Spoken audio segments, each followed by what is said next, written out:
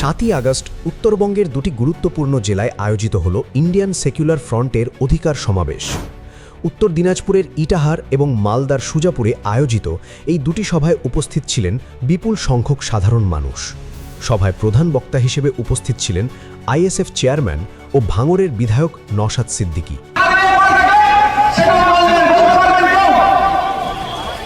তিনি বলেন, দেশের সংবিধানে মুসলিম, দলিত, আদিবাসী সহ পিছিয়ে পড়া শ্রেণীর মানুষের জন্য যে মৌলিক অধিকারগুলি নির্ধারিত, বাস্তবে তা অনেক ক্ষেত্রেই প্রাপ্য হচ্ছে না।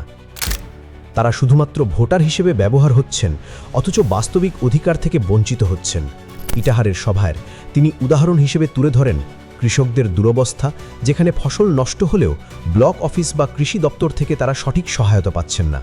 প্রশাসনের নিষ্ক্রিয়তা এবং রাজনৈতিক প্রভাবের কারণে মানুষ বঞ্চিত হচ্ছে মৌলিক নাগরিক অধিকার থেকে। নওশাদ সিদ্দিকী এদিন ওয়াকফ সংশোধনী আইন ও বন সংরক্ষণ আইন নিয়েও তার উদ্বেগ প্রকাশ করেন।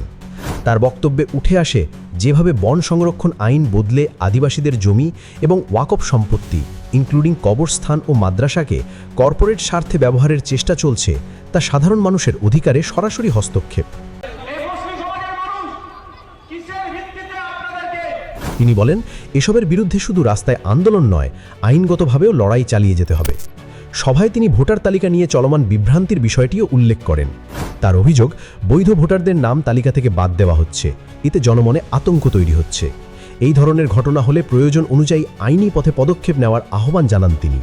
এছাড়া পরিযায়ী শ্রমিকদের বিষয়ে তিনি বলেন, অন্যান্য রাজ্যে এই শ্রমিকদের ওপর যে ধরনের নিপীড়ন হচ্ছে, তার বিরুদ্ধে রাজ্য সরকার চাইলে সংবিধানের 131 ধারা অনুযায়ী সুপ্রিম কোর্টে মামলা করতে পারে, কিন্তু এমন কোনো উদ্যোগ দেখা যাচ্ছে না। তার মতে এই বিষয়ে সরকার উদাসীন। নওশাদ সিদ্দিকী অভিযোগ তোলেন, তৃণমূল কংগ্রেসই এই রাজ্যে বিজেপির উত্থান ঘটিয়েছে। তিনি বলেন, তৃণমূল এবং বিজেপি পরস্পরকে বাড়তে সাহায্য করছে। সাধারণ মানুষকে এই ফাঁদে না পড়ার এবং সচেতন হয়ে রাজনীতি বিশ্লেষণ করার আহ্বান জানান তিনি। ইটাহারের সভায় উপস্থিত ছিলেন উত্তর দিনাজপুর জেলার পর্যবেক্ষক অধ্যাপক বাপি সোরেন, ইটাহার বিধানসভার দায়িত্বপ্রাপ্ত নেতৃবৃন্দ। অন্যদিকে সুজাপুরের সভায় উপস্থিত ছিলেন মালদা জেলা সভাপতি মোহাম্মদ আলী কারিমুল্লাহ ও সুজাপুর এলাকার পর্যবেক্ষক কারিমুল্লাহ হক। এই অধিকার সমাবেশ দুটির মূল উদ্দেশ্য ছিল সাধারণ মানুষকে তাদের সাংবিধানিক অধিকার সম্পর্কে সচেতন করা এবং সংগঠিতভাবে অধিকার আদায়ের পথে এগিয়ে নিয়ে যাওয়া।